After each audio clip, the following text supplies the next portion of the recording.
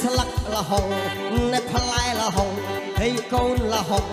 ណែរឹសលហុងហើយឪលហុងហើយម៉ែលហុងហើយតាលហុងហើយយាយលហុង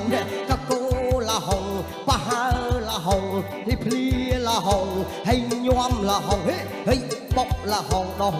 ក្នុងប្រឹក្សាកើតជាតិណានា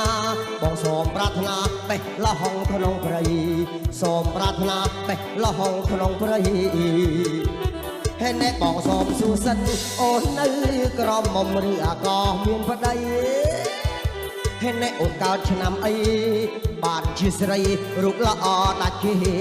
បានជាស្រីរូបល្អដាច់គេ